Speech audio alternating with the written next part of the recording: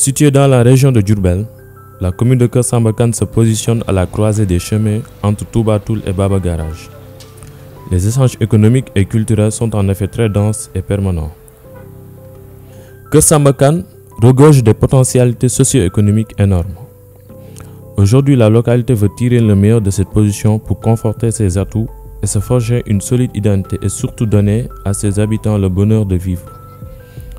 Ceci explique la mise en place de l'Association pour le développement de la commune de Keur Samba Kane, ADECOM KSK.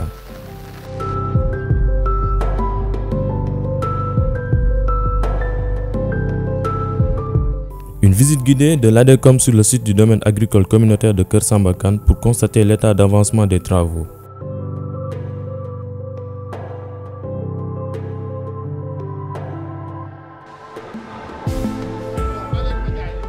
Construit sur une superficie de 1000 hectares, le domaine agricole communautaire de Keur Samba Kane va permettre à plus de 15 000 jeunes des villages polarisés de trouver un emploi.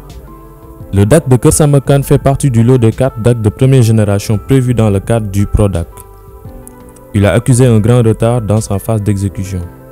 L'essentiel du matériel est sur place et le PRODAC a donné des assurances pour la reprise des travaux. Aujourd'hui, l'entreprise va reprendre les travaux et elle a été payée entièrement. Et on a fixé comme objectif d'inaugurer le DAC en fin d'année, vers le mois de décembre. Le DAC de Keur Samba Kane et le DAC de Sangalkam seront inaugurés par le président de la République. Au regard de toutes les opportunités qu'offre ce DAC, l'ADECOM KSK est mobilisée derrière toute l'équipe du PRODAC pour assurer le suivi des travaux, mais surtout pour participer de façon responsable et transparente à la gestion du DAC au service de la commune et des populations. Cette visite guidée qui nous a permis de voir une présentation du DAC en termes d'opportunités, mais également de composantes.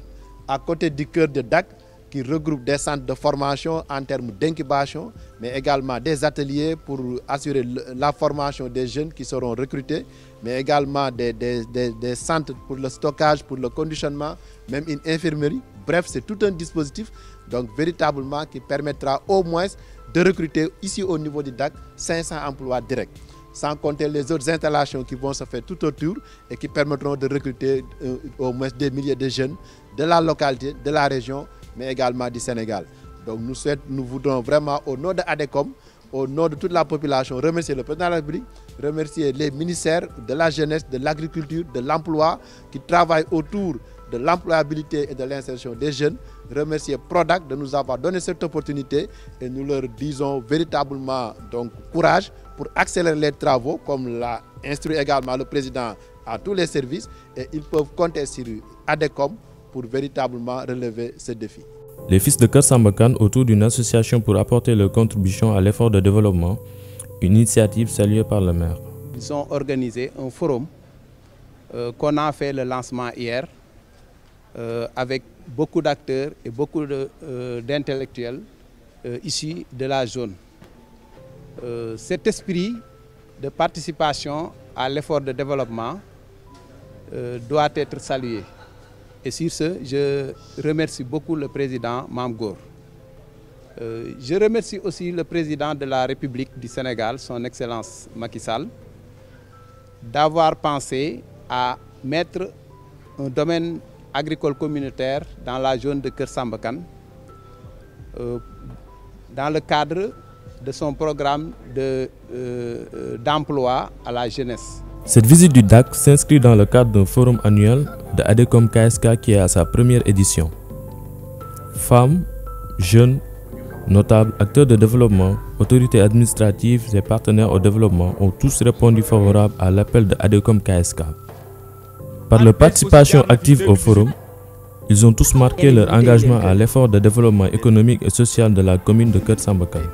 Comme am ngeen association, am ngeen groupe WhatsApp, nee nañ ma tamit am na Keur Samba TV ak tamit radio communautaire danañ fi ñëw soo ñu jàppalee bés pour ñu mën a dajale ndaw ñi pour ñu wax leen mais li ñuy ñaan na nit ñi bindu jumtukaay yi fi nguur gi teg soo leen ko jëlul su waa Keur Samba jëlul seen wàll man liñ ma sant mooy xaalis boobu na jeex dañu teg suñu loxo ñi juróom fukki milliards ak ñeent xaalis boobu su jeexul c'est-à-dire man Massamba liggéeyuma.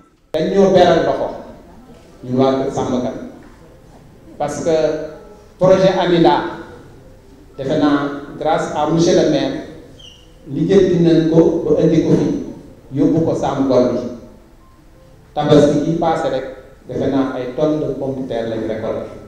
Ce forum vise véritablement à sensibiliser les jeunes sur l'engagement citoyen pour le développement de leur terroir. Les filles et les femmes au premier rang. En tant que jeune da ngay wane sa bopp sa localité ba nga dëkk en tant que jeune da ngay impliqué wu sa mairie ba jeune da ngay natt sa boole xam fan laa mën a taxawu sama dëkk lu nu wootee nu boole la saa nu ñàkk la saa boole si développement demal loo sa am si xam-xam nga def ko sa loo si loolee mën a apporter leen ko nag mu nekk loo xam lu positif lay doon mais pas lu négatif loolu na ñuy xaaree jeune mais pas xiiroo ak ŋaayoo si loolu laay woo jeune Kër Samba Kane yépp. Dans les interventions, 4 préoccupations majeures sont ressorties.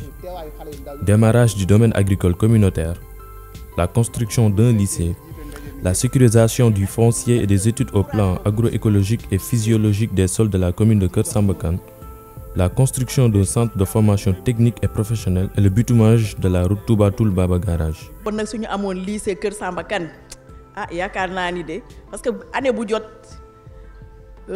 effectif yi kii yi ñuy am résultat yi ñuy am rek chaque année mun naa ni am nañ 2 classes de seconde parce que dañuy am presque dañuy orienté daaw rek orienté nañu 80 et quelques yoo xamante ni génn nañu fii au CM pour dem au lycée.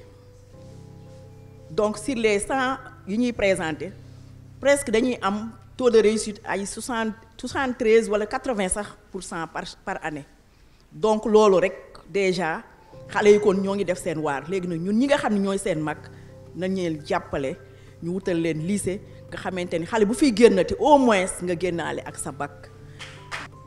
bëgg nañu lycée wax dëgg yàlla bëgg nañu lycée waaw bëgg nañ ko. Prodac boobu aussi yaakaar naa ni dëgg la am na retard te suñ sañan ñu relancer ko ba jeunesse su Kër Samba gën cee gis seen bopp parce que heure bii daaw bi muy daw bi liggéey bi di dem yaakaar naa ne jeunesse bi yëpp ñu ngi doon dem foofu ci travaux yi installation yi ñu ngi doon gis seen bopp ci liggéey bi kon jàpp naa ne Prodac bi buñ ko relancer mu jàll commune Kër Samba Kane plus particulièrement région de Diourbel sax laay wax dina gis boppam ci projet Prodac bi. Aujourd'hui, nous avons noté à travers l'exposé du directeur technique du DAC qu'il y aura beaucoup de formations à l'intérieur du DAC. Mais il est important, en dehors du DAC, de former les jeunes par rapport à la formation professionnelle pour leur permettre également de s'épanouir pleinement. Et la recommandation forte en termes d'action, c'est d'ériger un centre de formation professionnelle au niveau de Kër Samba Kane.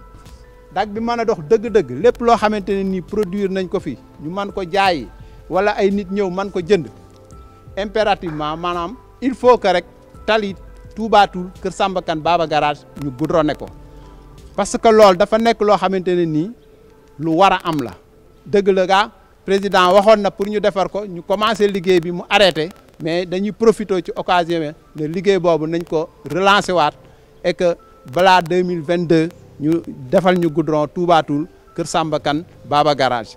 Cette dernière doléance est perceptible à partir de Touba Toul. À partir de Touba Toul, le contrat sur l'état du tronçon Touba Toul Baba Garage se passe de commentaires.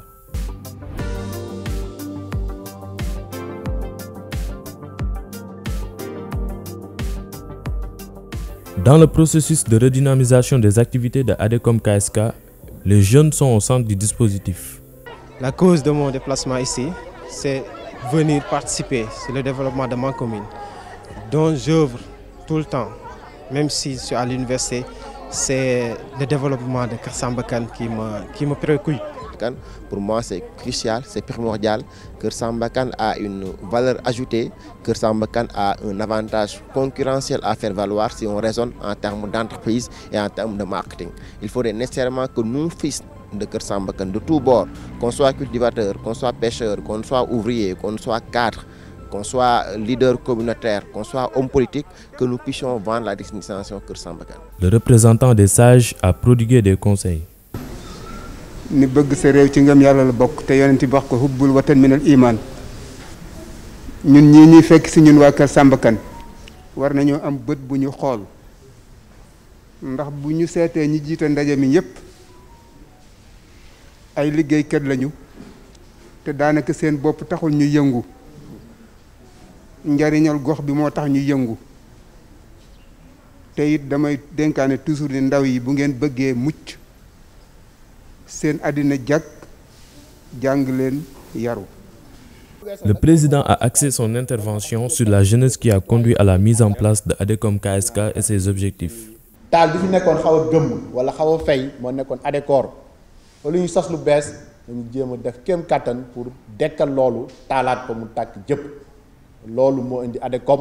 donc loolu ci tënk loolu mooy histoire bi mais suñu papa yooyu suñu yaay suñu mag yooyu gàcce ngaalaama. te li koy firndeel na ñoom liggéeyal nañ Kër Samba wax nañ fi école wax nañ fi wàllu wér-gu-yaram wax nañ fi ay forage ADECOR doxoon na ci loolu yëpp ba def ci ay jéego yu bëree bëri gunge ci mairie bi.